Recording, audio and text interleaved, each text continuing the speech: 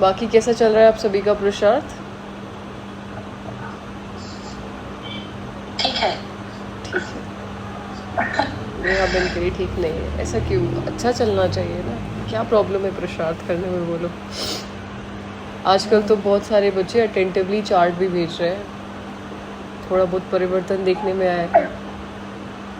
कल ही बाबा ने बोला क्रोध क्रोध विकार को हटाना है, और अभी तक सब सही चल रहा था। आज ही थोड़ा क्रोध आ गया बच्ची पे, कोई तो बात हाँ, तो थोड़ा वो लगा, और कुछ नहीं। ये तो छोटी मोटी चीज़ें होती रहती है, ठीक हो जाएंगी समय प्रमाण। बट द थिंग इज, क्रोध से ज़्यादा बड़ा विकार फिलहाल तो मुझे लगता है वेस्ट जो हमारी बुद्धि में चल रहा है, जो हम टाइम को वेस्ट कर रहे हैं, that is the most worst thing which we are doing, जिसको हम विकार में इंक्लूड भी नहीं करते। राइट। अगर वो चीज़ें हम बिजी रहे सही चीज़ों में, तो क्रोध जैसी चीज़ें तो अपने आप वो इंस्टिंक्ट ही नहीं आएंगे ना, अपने आप ही पैटर्न्स ही ब्रेक हो जाएंगे। अभी तो कुछ पैटर्न्स बने हुए हैं। बाकी आज हम इन्हीं सब चीज़ों के बारे में डिस्कस करने वाले हैं। टॉपिक भी यही है, माया रावण। सो एक चित्र है ना, कलयुगी सृष्टि इज इक्वल टू रावण राज्य करके, जो 7 डेज़ के कोर्स में समझाया जाता है, जिसके अंदर रावण को 10 मुख दिखाए गए हैं।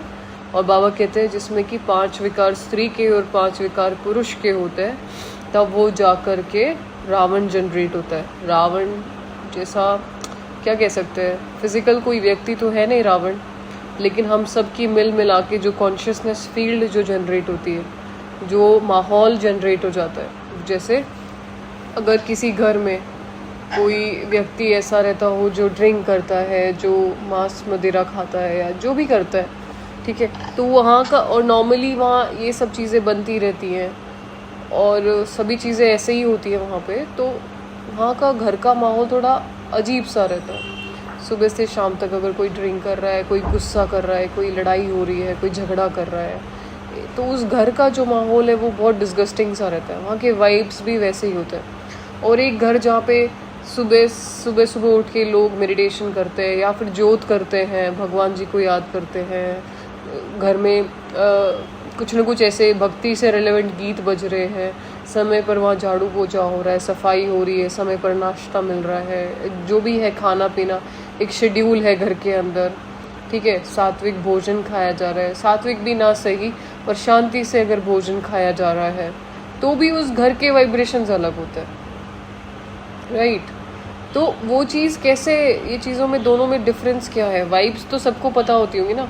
एक घर का माहौल होता है, जैसे एक हॉस्पिटल का माहौल होता है, थोड़ा इंटेंस सा माहौल, सन्नाटे सा होता है। जो हॉस्पिटल गए उनको पता होगा, वहाँ कुछ ना भी हो रहा हो ना, सब ठीक भी हो, तभी भी वहाँ का घबराहट जैसा माहौल होता है, जो कि वहाँ की परिस्थितियों के अनुसार क्रिएट हो जाता है। सेम अगर किसी घर सेंटर पे आप जाते हो, मधुबन में आप जाते हो, कितना चेयरफुल सा माहौल रहता है, सभी एक दूसरे को सहयोग कर रहे हैं, सभी खुश है, कुछ नहीं हो रहा है तो भी खुश है।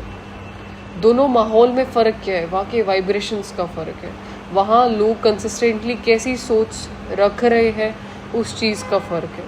मंदिरों में भी एक अच्छा माहौल होता है, वहाँ पे भी अगर आप जाके योग लगाओगे, बहुत अच्छा योग लगता है मंदिर में बैठ के भी, ठीक है, कोई ट्राई करके देखना कभी, वहाँ पे भी बहुत अच्छा ध्यान लगता है। थोड़ा शोर होता है, अगर आप उसको इग्नोर करके अगर शांति से मेडिटेट कर पाओ तो बहुत अच्छी वहाँ की, बस केवल वहाँ के वाइब्रेशंस में डिफरेंस है, हर जगह के वाइब्स में डिफरेंस है। घर में जो माहौल जनरेट करते हैं वो डिपेंड करता है वहाँ के माताओं पे, कि वो जो घर की जो लीडर है, जो माताएं होती हैं, वो चाहे ना चाहे, चाहे या ना चाहे, होती वही है। जो घर जैसा भी होगा वो उनके बनाया हुआ है, ठीक है। तो ये इसीलिए बाबा कहते हैं कि दोनों का बहुत मेजर रोल है। कोई व्यक्ति कैसा भी हो, उसको माताओं के डायरेक्शन से ही चलता है। भोजन वो उनके हाथ का ही खाते हैं, ठीक है। तो किसी को भी अपने अनुसार ठीक किया जा सकता है। एक घर को स्वर्ग भी एक माता बनाती है, और मेरे हिसाब से कहीं ना कहीं अगर ख़राब हुआ है तो भी हमारे वजह से ही हो रखा है। तो पावर हमारे पास जास्ती है, भाइयों से ज़्यादा हमारे पास होती है, ठीक है। तो ये चीज़ को हमें नोटिस करना चाहिए। ओवरऑल जो भी है, अर्थ का जो माहौल है वो विकारों की वजह से कॉन्शियसनेस फील्ड ही खराब हो रखा है। उसको कहते हैं अगर हम कुछ अच्छा सोच भी रहे हैं तो आसपास के 1000 लोग नेगेटिव सोच रहे हैं और हमारी वो अच्छी सोच भी काम नहीं कर रही है। ठीक है। एक तो आप लोग कैमरा ऑन करो, मुझे दिखोगे नहीं, मैं कैसे समझाऊंगी आप लोगों को। किसी का भी कैमरा ऑन नहीं है रश्मिता माता के अलावा, प्लीज़ ऑन योर कैमराज। कितने अच्छे लगते हो कैमराज ऑन करके, क्यों ऑफ करके बैठते हो? आप कैसे भी हो, मुझे कोई फ़र्क नहीं पड़ रहा, घूमो फिरो खाते हुए करो बात, लेकिन मुझे कैमरा ऑन करके बैठो, ठीक है। सो काम करते हुए चलेगा, मुझे दिखेगा काम कर रहे हो आप, स्टिल फिर भी डेडिकेटेड होके सुन रहे हो, that is enough for me. बाबा कहते ऐसे सो के भी सुनोगे ना मुरली तो मुझे कोई दिक्कत नहीं है, आप लेट के सुनो, गा के सुनो, नाचते हुए सुनो, कोई दिक्कत नहीं है, but on your cameras, okay. So when we are saying कि कॉन्शियसनेस फील्ड जनरेट हो रखा है वैसा कि अगर मैं एक आत्मा अच्छा संकल्प जनरेट कर रही हूँ तो मेरे आसपास 1000 लोग हैं जो नेगेटिव थॉट्स क्रिएट कर रहे हैं, जिसके वजह से मेरे पॉजिटिव थॉट का इम्पैक्ट ख़त्म हो जाता है। या फिर मैं ये कहूँ कि वो चीज़ मैं ट्यून इन नहीं कर पाती किसी से भी, या वो चीज़ ट्रांसफॉर्मेशन नहीं कर पाती, या मैं कंसिस्टेंटली उस point of state of mind में नहीं रह पाती, क्योंकि मेरे आसपास जो रेडियोज़ हैं वो ख़राब है और केवल एक मेरा रेडियो है जो अच्छा म्यूज़िक प्ले कर रहा है। पर मेरे रेडियो को सुनने वाला भी कोई नहीं है, ना ही कोई इस फ्रीक्वेंसी पे ट्यून होने वाला है, ठीक है। संगम पे यही चीज़ फ़र्क बदल जाता है कि हमारे पास भगवान की नॉलेज आ जाती है, अब हमारे पास एक सुप्रीम रेडियो है जिसकी ओर हमारी फ्रीक्वेंसी अलाइन होती है, जिसकी वजह से हमें पावर मिलती है। फिर 1000 लोग खराब बज रहे हो, लेकिन मेरी जो फ्रीक्वेंसी है वो किसी एक ऐसे से अलाइन हो जाती है जो मुझे पावर देती है, जिसकी वजह से मैं ट्रांसफॉर्मेशन कर सकती हूँ। संगम से पहले हम ये चीज़ नहीं कर पाते, इसीलिए जो भी धर्म आत्माएं आती हैं वो बहुत बड़ा परिवर्तन नहीं ला पाती, क्योंकि भगवान का इंटरफेरेंस नहीं है वहाँ पे। और संगम युग पर भगवान के इंटरफेरेंस की वजह से हम लोग ईजीली ये ट्रांसफॉर्मेशन कर पाते हैं, क्योंकि हमारी फ्रीक्वेंसी कहीं ना कहीं भगवान से अलाइन हो जाती है। ऑलराइट, समझ आ रहा है किसी को? किसी के सर के ऊपर से भी जा रहा होगा तो हैंड रेस कर लिया करो, जब ऐसा चीज़ें होती है तो पूछ सकते हो कि नहीं समझ आ रहा, राइट। सो देखो कैसे समझाऊँ मैं इस चीज़ को ईजीली। इस संसार का जो माहौल है वो बहुत नेगेटिव है, जिसके वजह से हमारी बुद्धि पे बहुत ईजीली व्यर्थ आ जाता है। अगर हम मधुबन जाते हैं तो पुरुषार्थ अच्छा होता है, क्योंकि वहाँ के वाइब्स अच्छे हैं। मैं कल ORC में थी, बहुत अच्छा योग था, बहुत अच्छी स्थिति थी मेरी। घर पे आई हूँ, सुबह से चीज़ें देखी, वैसा हो रहा है वैसा हो रहा है, तो वो वाली स्थिति नहीं है जो ORC थी, राइट। क्योंकि वहाँ के वाइब्स ऐसे हैं, वहाँ के आसपास के लोग जो है, मेरे आसपास 100 200 300 लोग होंगे वहाँ के सारे लोग ऐसा ही सोच रहे जैसा मैं सोच रही हूँ, या वैसा ही सोच रहे जैसा श्रीमत के अनुसार सोचना चाहिए, राइट। थोड़ा ऊपर नीचे हो सकता है, लेकिन सोच तो सभी बाबा से रिलेवेंट रहे हैं, इसी वजह से कलेक्टिवली योग करना ईजी हो जाता है, वहाँ पे स्थिति अच्छी बन जाती है। मधुबन में भी ऐसा ही होता है। पर घर में आते हैं तो हमारे आसपास कोई अच्छा नहीं सोच रहा है, सबकी कॉन्शियसनेस जो फील्ड है वो डिस्ट्रप्टेड है, तो मेरे को भी वो चीज़ इम्पैक्ट करती है। इसीलिए बाबा कहते हैं कि अगर तुम बीच बीच में मुझसे लिंकअप होते रहते हो तो तुम्हारी क्लेंजिंग होती रहती है, तुम्हारे ऊपर से प्रभाव हटता रहता है। या बाबा कहते हैं सूक्ष्म रूप से सूक्ष्म वतन में रहने की आदत डाल लो। इसलिए कि अगर आप गलती से भी ये इमर्ज करते हो कि मैं रहती ही वतन में हूँ, या मैं रहता ही वतन में हूँ, मैं आत्मा वतन में रह के ये जो भी कर रहा हूँ, जो भी संभाल रहा हूँ, तो ये धरती वाले पोर्शन का प्रभाव आपके ऊपर से हट जाता है सटल रूप से। समझ आ रहा है? ये जो दुनिया के अंदर जो वाइब्रेशंस है उसका प्रभाव सूक्ष्म रूप से आपके बुद्धि पर से हट जाता है, जब आप सूक्ष्म रूप से ये सोचते हो कि मैं वतन में रह के ये सब कुछ पार्ट प्ले कर रही हूँ। और ये चीज़ आपको आगे चल के समझ में आएगी, ठीक है। रावण का जो रोल है उसमें 5 विकार भाइयों के दिखाए गए हैं, 5 मुख स्त्रियों के दिखाए गए हैं, पर मेजर रोल एक भाई का मुख जो है बड़ा वो वाला दिखाया जाता है, जिसका कहीं ना कहीं ये रीज़न है कि एक बार के लिए माताएं धारणाएं पक्की पक्की कर पाती हैं, क्योंकि उनका थोड़ा इमोशनल क्वेश्चन ज़्यादा होता है, बट भाइयों में ये थोड़ा कम होता है, इसकी वजह से उनको थोड़ी दिक्कत होती है, ठीक है। इसीलिए मेजर जो फेस है वो उनको दिया गया है। उनके हाथ में रावण को दिखाते कि बहुत ज़्यादा ज्ञानी था, बहुत ज़्यादा ध्यानी था, मतलब सब शास्त्र सब चीज़ें नॉलेज रखने के बाद भी हमारे अंदर ट्रांसफॉर्मेशन नहीं होता। क्यों नहीं होता? क्योंकि हमारे उन शास्त्रों में हम ये सोल कॉन्शियस होना नहीं सिखाया जा रहा, ठीक है। शास्त्रों में बताया तो गया है कि हम आत्मा है, पर वो आत्म अभिमान धारण कैसे करें ये प्रोसेस उसमें नहीं बताया गया। वो भगवान से जुड़े कैसे, इसीलिए इतना ज़्यादा ज्ञान ध्यान होने के बाद भी विकारी बने रहते हैं। विकारी का अर्थ है गुस्सा तो नॉर्मली सबको आता ही है, टेंशन तो सबको होती है। इतने शास्त्र हैं, सब कुछ पढ़ते हैं, बहुत बड़े बड़े पोजीशंस पे है, बहुत बड़े बड़े बाबा हैं, लेकिन फिर भी एट द एंड उन्हें शादी करनी है, उन्हें संसार बनाना है, उनकी चाहे फेम है चाहे नेम है, पर ब्रह्मचर्य धारण नहीं कर सकते। और चलो एक बार के लिए ब्रह्मचर्य धारण भी कर लिया तो क्रोध नहीं छूटता, लोभ नहीं छूटता, अहंकार नहीं छूटता। दिस शोज कि जो भी शास्त्रों में नॉलेज है वो नॉलेज तो है अच्छी है, लेकिन we don't know the procedure कि उसको चेंज कैसे करें। और ये हमारे अंदर ही हमारी ही बात हो रही है। ऑलराइट, उनके हाथ में तलवार दिखाई गई है, उनके हाथ में वेद शास्त्र हैं, एक हाथ में भाला दिखाया गया है। तो बहुत सारी चीज़ें जो सबका अपना अलग अलग अर्थ हो सकता है। रावण के हाथ में किसकी तलवार हो सकती है? अगर तलवार दिखाई गई है तो ज्ञान तलवार तो हमारे हाथ में होती है, उसके हाथ में किसकी होगी? क्रोध की तलवार कह सकते हैं, जिससे हर किसी को शांत कराया जा सकता है कुछ पॉइंट ऑफ टाइम पे, कि अभी चुप हो जाओ वरना तो मैं ये कर दूंगा, वरना तो मैं ये कर दूंगी। ब्लैकमेल करके किसी को रोकना, किसी को डरा धमका करके कंट्रोल करके रखना, ये बोलना कि गुस्सा करना तो नॉर्मल है, ये लोग कंट्रोल में कैसे रहेंगे, अगर इनको डांट के फटकार करके ना रखा जाए तो चीज़ें मेरे हाथ से निकल जाएंगी। तो दिस इज़ लाइक रावण वाला संस्कार, ठीक है। अपने आप को डिफेंड भी हम ऐसे ही करते हैं कि मैं तो सबका करता हूँ ना, तो तुम लोग को मेरी सुननी पड़ेगी, मैं तो तुमको खिला रही हूँ ना, तुमको पाल रही हूँ ना, तो तुमको मेरा सुनना पड़ेगा। तो वो डिफेंस सिस्टम वो रावण के हाथ में दिखाया जाता है।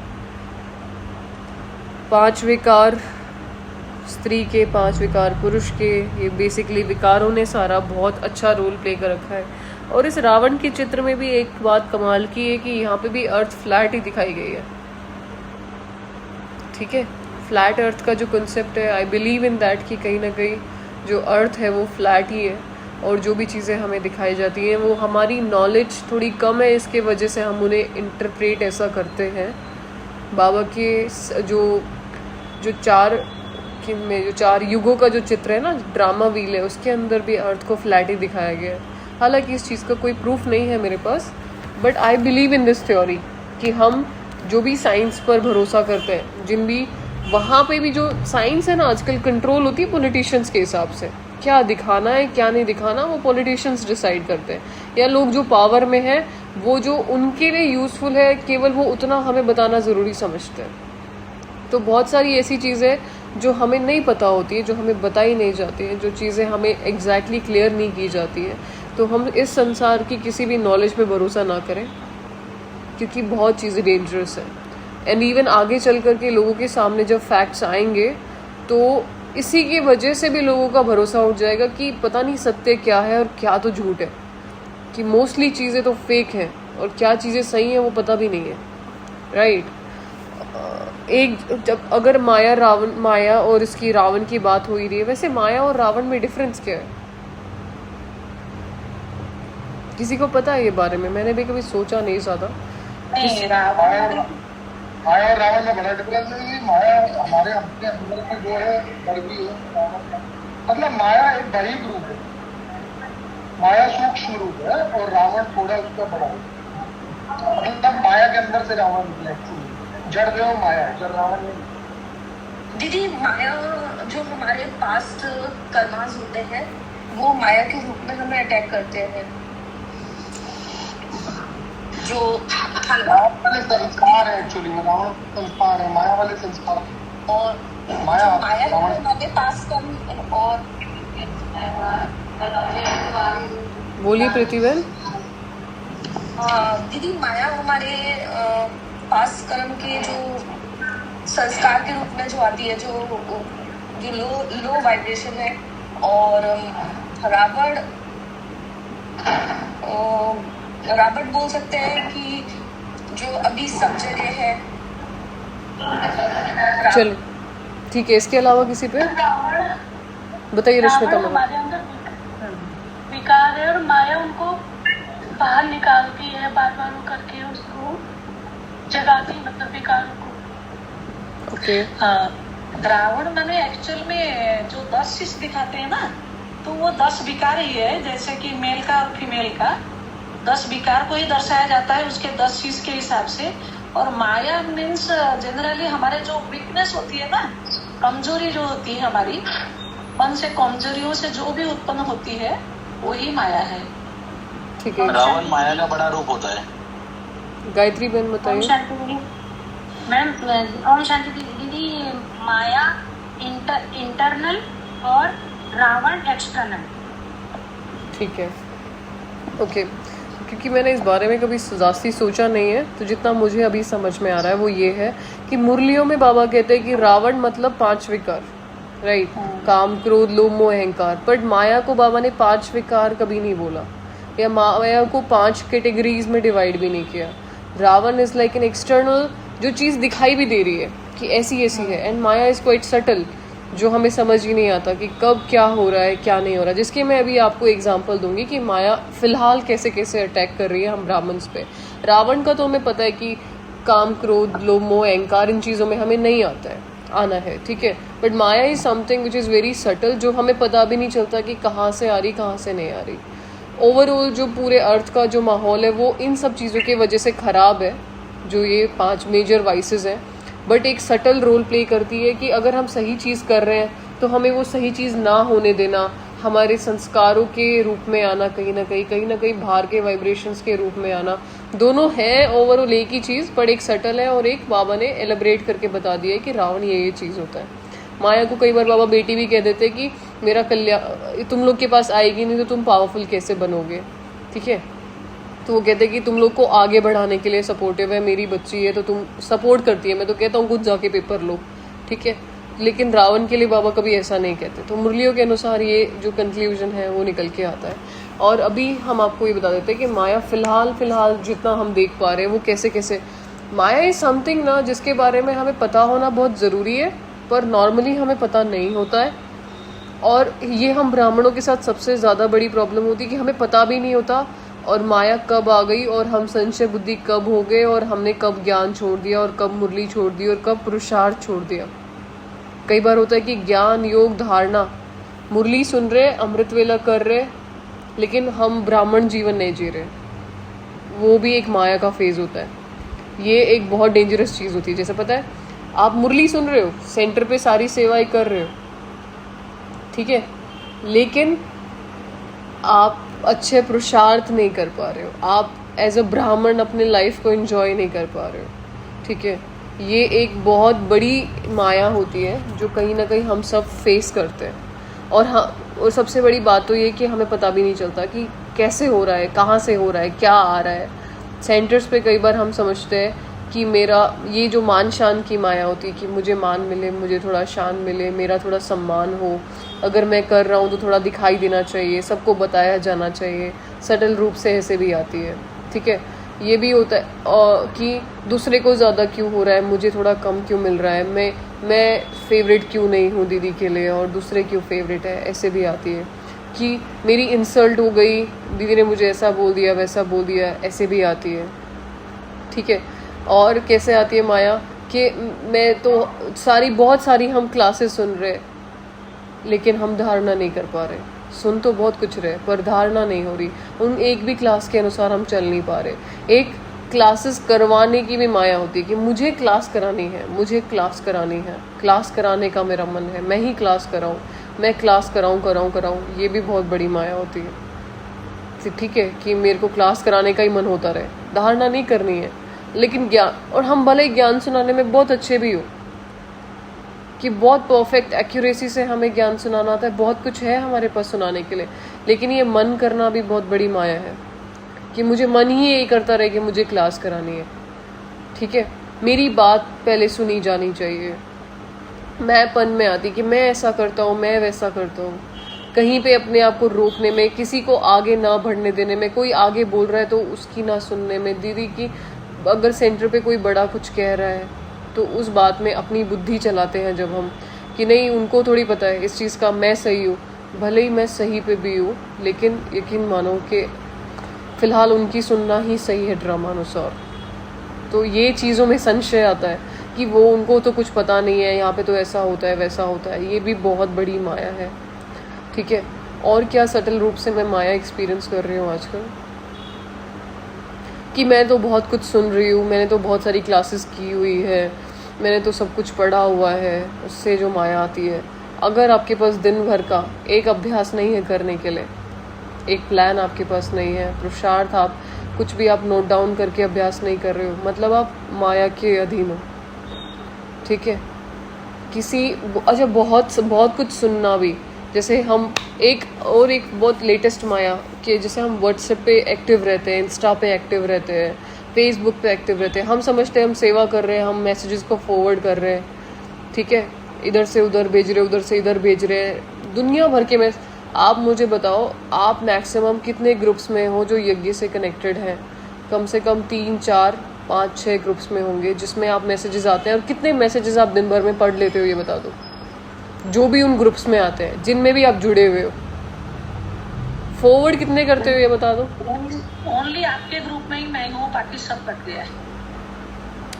चलो ये तो अच्छी बात है। वैसे मैं ये भी नहीं कह रही हूँ कि इसमें ग्रुप में ये बाबा के मैसेज नहीं भेजे थे बाबा। अच्छा, आप मुझे बताओ, आपने मुझे पता है कितनी सारी भेजी है, लेकिन आप बताओ क्या मेरे पास मुरली आएगी नहीं और मैं वही थोड़ा ना पढ़ूंगी जो आप मुझे भेज रहे हो। और इतना टाइम नहीं होता कि कोई किसी का पढ़े। किसी को मत भेजो, सबके पास मुरली ऑनलाइन अवेलेबल है। ये हमने इतना अति में भेज दिया है ना कि कोई पढ़ता ही नहीं है, बस ग्रुप्स के हिस्से बने हुए हैं। इसकी वजह से आप ये इस ग्रुप में आने वाली चीजें भी नहीं पढ़ते हो, आपको दूसरे ग्रुप्स के जैसे लगते हैं।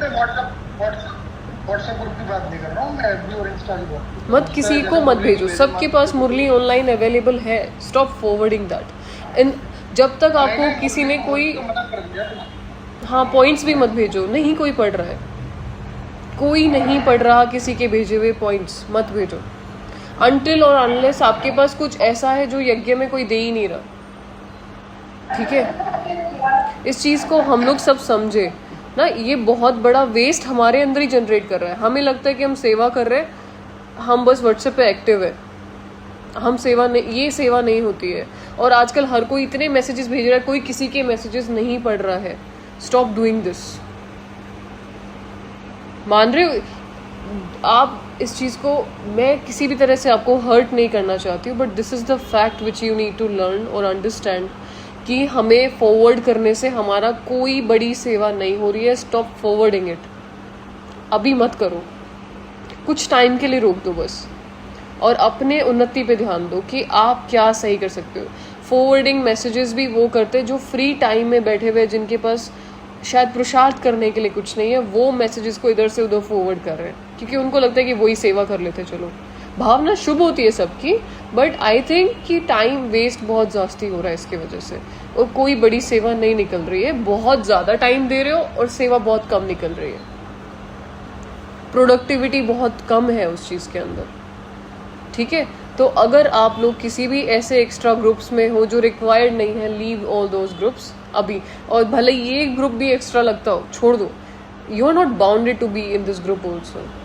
यकीन माने, अगर आपको ऐसा लगता है कि आपका टाइम वेस्ट हो रहा है, लीव इट। लेकिन ये मैसेजेस को फॉरवर्ड करना अभी बंद करो। और ये मैं आप लोगों को ही बोल सकती हूँ, सबको नहीं बोल सकती। बहुत टाइम वेस्ट हो रहा है इन सब चीज़ों की वजह से। बहुत बुद्धि, व्हाट्सएप में हमेशा टुंग टुंग वो ग्रीन वाले बटन पे कब हमारी उंगली जाती है हमें पता ही नहीं चलता। कोई मैसेज आए ना आए हमें चेक करना है। एक व्हाट्सएप नोटिफिकेशंस को बंद कर दो अपने। 1 मिनट होल्ड कीजिए, ठीक है? समझ आ रहा है? किसी को ये व्हाट्सएप वाली चीज़ से रिलेवेंट कोई क्वेश्चन है बुद्धि पे, पूछ लो तुरंत। बुरा लग रहा है किसी को, वो भी हैंड रेज कर सकते हैं। नहीं, बुरा नहीं लग रहा, मैं कह रहा हूँ अगर 5 मिनट के लिए मान लो इंस्टा और उस पर मैंने एफबी पे कोई भी 1-2 चीज़ें जैसे ओवरसी से भी आती हैं या पांडा भाव से भी आती हैं, वो नहीं कर सकते। देखो, मुझे ना आपकी भावना समझ आ रही है। आप मेरा इंस्टा आईडी पे एक्टिव रहो ना, मुझे बड़ा दिक्कत होता है उन सब चीज़ों पे पोस्ट करना। मैं आपको फॉरवर्ड करूँगी, आप मेरे इंस्टा पे पोस्ट कर दिया करो रेगुलरली। आपको पता है कितना दिक्कत लगती है मुझे कि मुरली को एक यूट्यूब के चैनल पे भी पोस्ट करना है, इस ग्रुप में भी पोस्ट करना है, उस ग्रुप में भी पोस्ट करना है, फिर इंस्टा पे भी पोस्ट करना है और फिर एफबी पे भी पोस्ट करना है। मेरे लिए कोई प्लीज़ ये काम कर दे प्लीज़, अगर आप पोस्ट करना आपको इतना अच्छा लगता है तो मेरे वाले चीज़ों को पोस्ट कर दो। कर सकते हो, बोलो। आपकी वाली कौन सी चीज़ है? मेरे इंस्टा कौन सी चीज़ है? जैसे ये साइंटिफिक मुरली है ना, तो वो हर जगह पोस्ट करनी पड़ती है सारे चैनल्स पे, और सुबह सुबह मैं बड़ी परेशान हो जाती हूँ ये सोच के कि अभी मुझे सारी चीज़ें खोल के इन पे पोस्ट करना है। ये हमारा बहुत ज़्यादा टाइम कंज्यूम करता है। और दूसरी बात, हमारा ना कोई पढ़ भी नहीं रहा है, और साइंटिफिक मुरली तो इसलिए डालनी पड़ रही है कि वो कहीं और से किसी को मिल नहीं रही है और लोग पूछने लगते हैं आई नहीं दीदी डाली नहीं, मुरली नहीं डाली, तो उसकी वजह से फिर वो डालनी पड़ती है रेगुलरली, किसी के संकल्प ही ना चले इसके लिए। अगर आप कुछ भी डाल रहे हो ना, यकीन मानो कोई नहीं पढ़ रहा है अभी, कुछ टाइम के लिए बंद कर दो, कुछ टाइम के लिए पहले अपनी श्रेष्ठ स्थिति बना लो, एंड देन अगर आपको लगता है कि यही तरीका एक सेवा करने का, फिर भले ही आगे करना, अभी कुछ टाइम के लिए इसको बंद कर दो। अच्छा आप मुझे बताओ, मैं ग्रुप में इतने मैसेजेस भेजती हूँ, आप कितना पढ़ते हो गौरव भाई? पूरे जो भी मैसेजेस आज मैंने सुबह से शाम तक 5, 6, 7 मैसेजेस भेजे, कितने पढ़े आपने? बताओ, पढ़े आपने? दीदी मैं फोन से बहुत कम कनेक्टेड रहता हूँ। हाँ, तो फिर ज़्यादा forward फोन से connected रहना से पसंद बताओ, नहीं। सभी सिर्फ को मेरे काम का ज़्यादा कुछ नहीं। एग्जैक्टली सब ये चीज़ बोल मैं सकते बहुत हैं सारे ना, ग्रुप से मैं किसी के मैसेज नहीं पढ़ता। तो आपकी फॉरवर्ड करे हुए कौन पढ़ता होगा बताओ? नहीं, मैं व्हाट्सएप पे कोई फॉरवर्ड करता ही नहीं। मैं तो कोई सचिन भाई जी की आ जाती क्लास है वो सब डाल देता हूँ। कुछ जैसे सुबह क्लैरिटी की क्लास आती है वो डालता हूँ, और वो मैं प्रॉपर सुनता भी। किसी को वो भी उसमें एफबी पे और इंस्टा पे बस। WhatsApp चले पे ठीक है, ना दो अच्छी बात है अगर आप ऐसा नहीं कर रहे हो तो ठीक है। बाकी ये मैं बस अपना पॉइंट ऑफ व्यू रख रही हूँ, चॉइस आपकी है, ठीक है दीदी जिस ज्ञान से हम प्रभावित हुए वो अगर शेयर किया जाए तो क्या दिक्कत है उसमें? दादा, बट वो कोई पढ़ना भी चाहिए।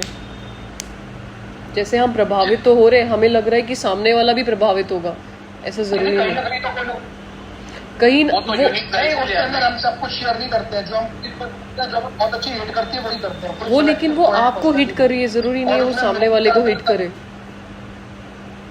वो आपका टाइम वेस्ट कर रही है। पता नहीं ना, हो सकता। अच्छा ठीक है, हो सकता है कुछ हो जाए, टच करो, फॉरवर्ड कर लेना, लेकिन फिर भी इतना मत करना कि लोग पढ़े नहीं। आपका अगर कोई मैसेज किसी ग्रुप में जावे तो वो उनको ऐसा लगना चाहिए कि आत्मा बहुत कम भेजती है तो कुछ अच्छा भेजती है, तो इसको ज़रूर पढ़े, ऐसा कुछ करो, ठीक है? ये तो कर सकते हो, इतना तो मान सकते हो। बहुत लिमिटेड भेजो, आपको लगे कि नहीं बहुत ज़्यादा ज़रूरी है, बहुत अच्छा है, आपको बहुत ज़्यादा इससे प्रभाव हुआ, तब भेजो ना। ऐसा नहीं कि हम हर चीज़ ठाके सीधा फॉरवर्ड मार रहे हैं। समझ रहे हो संदीप दादा, समझ रहे हो? बिल्कुल, हम मन की बात छापेंगे वहाँ पर। हाँ, वो बहुत ज़्यादा जब आपको नहीं, ऐसा हर चीज़ लगे, ना- हाँ वो जो बहुत आपको अच्छा लग रहा है वो भले ही करो, लेकिन ऐसा नहीं कि हम हर चीज़ भेज रहे कि हर कोई हमारी बातें सुनेगा, उसको भी प्रभावित करेगा, नहीं, ज़रूरी नहीं है ऐसा, ठीक है? अभी तो एक्चुअली में दीदी इतना टाइम ही नहीं होता स्कूटर पे बैठने के लिए, क्योंकि जगदीश भाई की बुक्स है कुछ है, मैं तो बस वो पढ़नी होती है। चलो अच्छी बात है। सोशल मीडिया पे फोन से कनेक्टेड करने के लिए इतना टाइम ही नहीं होता। ऑल राइट, ठीक है, अभी टॉपिक चेंज करते हैं। बाकी ये इससे रिलेवेंट और कोई क्वेश्चन है? पता है माया ना, आजकल फ़िलहाल जो माया समझा रहे थे ना हम, ऐसे ऐसे स्वरूप है जो हमें बिल्कुल आराम से संशय बुद्धि बना सकती है। जब भी जो भी आत्माएं किसी स्थूल चीज़ को देख करके यज्ञ से इन्फ्लुएंस्ड में है कि यहाँ का घर अच्छा है, यहाँ पे सेंटर पे दीदी अच्छे हैं, उनकी ड्रेसिंग सेंस अच्छी है, यहाँ पे आने वाली आत्माएं अच्छी है, जिन्होंने खुद ने सटल रूप से कोई एक्सपीरियंस नहीं किया लेकिन बाहर की अच्छाई देख करके वो ज्ञान में चल रहे हैं और अभी भी कंसिस्टेंटली आ रहे हैं और योग नहीं कर रहे और पुरुषार्थ नहीं कर रहे, वो सभी आत्माएं एक समय के लिए यज्ञ छोड़ देंगे। आगे चल के ऐसा होगा, जो आत्माओं को अनुभव हुआ होगा केवल वही आत्माएं निश्चय बुद्धि रह के यज्ञ में टिक पाएंगी। आगे चल के पेड़ हिलेगा, पत्ते सारे झड़ेंगे, बाबा ने मुरलियों में कहा हुआ है। और वो पत्ते झड़ेंगे जिन्होंने खुद ने कुछ एक्सपीरियंस नहीं किया होगा, जो किसी को देख देख करके चल रहे थे कि देखो ये भी चल रहे हैं ना, वो भी चल रहे हैं ना, यहाँ पे तो ये सेलिब्रिटीज़ भी आते हैं ना, वो भी आते हैं ना, और खुद ने कोई पुरुषार्थ नहीं किया था और खुद ने कोई धारणाएं नहीं की और खुद ने कोई अनुभूति नहीं की, खुद ने भगवान को एक्सपीरियंस नहीं किया, वो सारी आत्माएं एक पॉइंट ऑफ टाइम पे हिल जाएंगी। भले ही वो वापस आएंगी पर एक बार के लिए तो भगवान पे भरोसा छोड़ के बोलेंगे कि हमें तुम पे निश्चय नहीं, और वो परिस्थितियां आने पे होगा ऐसा, ठीक है? तो ये चीज़ के लिए ज़रूर ध्यान रखो कि मुझे कुछ ना कुछ खुद के एक्सपीरियंसेस होने चाहिए, किसी दूसरे के बताए हुए एक्सपीरियंसेस पे मैं ना टिकूं, मैंने खुद ने कुछ अनुभव किया हुआ हो। ये नहीं कि मैं कुछ सुना रही हूँ तो आप उससे इन्फ्लुएंस हो के आगे चल के वो चीज़ें याद भी नहीं आएंगी, जब परिस्थितियाँ आएंगी ये सब कुछ भूल जाएगा, ठीक है। लेकिन परिस्थितियाँ आने पे याद वो रहेगा जो आपने खुद ने एक्सपीरियंस किया है। अगर आपने खुद ने कोई अनुभूति की हुई है तो वो चीज़ आपको याद रहेगी कि वहाँ मेरे को ऐसा मिला। और छोटी मोटी अनुभूति नहीं, कुछ बड़ा आपके पास होना चाहिए, कंसिस्टेंट योग का आपके पास होना चाहिए कि उनसे योग करके मुझे ये महसूस होता है कि वो मेरे हैं, कि मुझे चाहे दुनिया इधर की उधर हो जाए लेकिन मैं अपने पिता को नहीं छोड़ सकते। एक बार तो बुद्धि में ना, जब पहले शुरू में ज्ञान में आए थे ना, तो हमें ऐसा लगता था कि जैसे संशय तो आता ही है ना, क्लैरिटी आने से पहले सबको आता है, तो हमें ऐसा लगता था कि ये सब फेक निकला तो, ये सब झूठा हुआ तो, और मैंने तो सब कुछ पढ़ा है, किताबें सारी पढ़ ली हैं और मैं बिल्कुल उस हिसाब से सोचने भी लग गई हूँ, लेकिन ये सब कुछ असत्य निकला तो, ये शिव बाबा भगवान ना निकले तो क्या होगा। और कुछ टाइम के बाद फिर उस टाइम तो हमारी बुद्धि इसलिए रुक गई क्योंकि शिवानी दीदी को देख लिया था कि गोल्ड मेडलिस्ट है और ज्ञान में चल रही है, इतने सुंदर है और इतने बड़े हैं, इतने सीनियर है और वो भी चल रहे हैं, कुछ तो अच्छा होगा ना। उस टाइम तो बुद्धि ने ऐसे रोका।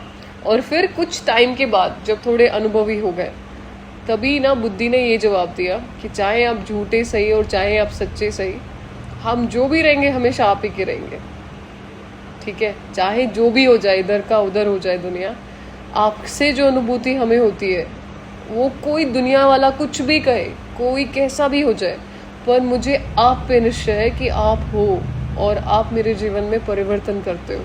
परिवर्तन ना भी करो, मुझे आपसे वर्षा ना भी मिले, लेकिन मैं हमेशा आपके पीछे रहूँगी। तो ये चीज़ बुद्धि में आ जानी चाहिए कि एक बार के लिए सारे ब्राह्मण भगवान को छोड़ दें, पर आप ये बोलना कि मैं हमेशा आपके साथ रहूँगा, मुझे हमेशा आप पर निश्चय रहेगा। दीदी असल में क्या होता है कि वो निश्चय जो हटता है ना, वो निश्चय शिव बाबा में निश्चय रहता है। संसारिक आदमी जो ज्ञान में नहीं, या जैसे पहले हम भी ज्ञान में जो निश्चय हटता है वो ब्रह्मा, तो वो भक्ति मार्ग से चला रहे ईश्वर है शुरू से ही, मतलब जब हम ज्ञान में नहीं थे। तो जो भी आत्माओं का निश्चय हटता है वो ब्रह्मा बाबा से हटता है, शिव बाबा से नहीं हटता। जो ब्रह्मा पर निश्चय करने के लिए तो किसी ने बोला ही नहीं, पर अगर उनका सम्मान नहीं किया तो बाबा भी वो सम्मान स्वीकार ही नहीं करेंगे। जैसे अगर मैं किसी से बहुत प्रेम करूं, शिव बाबा का रास्ता दिखाने, शिव बाबा का रास्ता दिखाने वाले तो ब्रह्मा बाबा। रास्ता तो नहीं दिखाया है, रास्ता तो खुद शिव बाबा ने हमें आके ढूंढा है। पर बात सिर्फ इतनी सी है कि फॉर एग्जांपल मेरा किसी से बहुत स्नेह है, फॉर एग्जांपल रश्मिता माता से मेरा बहुत स्नेह है, आप सब जा करके अब रश्मिता माता को गालियां दो और मुझे बोलो कि नहीं आपसे बहुत स्नेह है, और आप बोलो कि रश्मिता माता मुझे पसंद नहीं है, तो जिसका मेरे से प्रेम है और मेरा जिससे प्रेम है उसको कोई गालियां देगा, मैं किसी का प्रेम स्वीकार कर पाऊंगी? आपके बच्चे को कोई गालियां देवे और आपको बोले कि हमारा आपसे बहुत सम्मान है, आपसे बहुत स्नेह है, कोई भी माता उस व्यक्ति को स्वीकार कर पाएगी? कोई भी पिता उस व्यक्ति को स्वीकार कर पाएगा कि जो आपके बच्चे को गालियां दे रहा है और आपको बोल रहा है कि नहीं आपकी तो बहुत इज्जत करते हैं पर आपका बेटा मुझे पसंद नहीं है? सेम चीज़ यहाँ हो रही है। तो बाप उस प्रेम को स्वीकार नहीं करेंगे जिन्हें शिव बाबा और ब्रह्मा में निश्चय नहीं है। ब्रह्मा में निश्चय इज लाइक कि ब्रह्मा तन के थ्रू तो उन्होंने ज्ञान दिया ना, अगर ब्रह्मा ना होते तो हम लोग को इतना सुनने ही नहीं मिलता, समझने नहीं मिलता। तो ये चीज़ें हैं ऐसे। बाकी संशय हो दुनिया को हजार बार हो, बाबा को बहुत लिमिटेड बच्चे चाहिए, उनको सब नहीं चाहिए। वो कहते तुम आओ तो वेलकम, ये वैसे मेरा डायलॉग है उनका नहीं, ना आओ तो भीड़ कम, ठीक है। तो ऐसा नहीं है कि निश्चय किसी को नहीं होगा तो दुनिया स्थापित नहीं होगी, it is their own choice. लेकिन जो कल्प पहले वाले बच्चे होंगे वो आ जाएंगे अपने आप, उन्होंने तो देखा होगा ना वो चीज़ों को, और सबको समझाने की ज़रूरत नहीं है फिलहाल, अभी अपनी स्थिति बनाने की ज़रूरत है। आपकी शक्ल देख के आ जाएंगे, अगर आप योगी आत्मा हो तो आपके चरित्र को देख के आ जाएंगे कि ऐसा क्या धारण किया हुआ है तुमने। ब्रह्मा बाबा की तो बात दूर की है, राइट, आपको देखेंगे पहले, आप भी तो मास्टर ब्रह्मा हो, आप एग्जिस्ट तो करते हो, ठीक है। चलिए अभी I think class wind up करते हैं।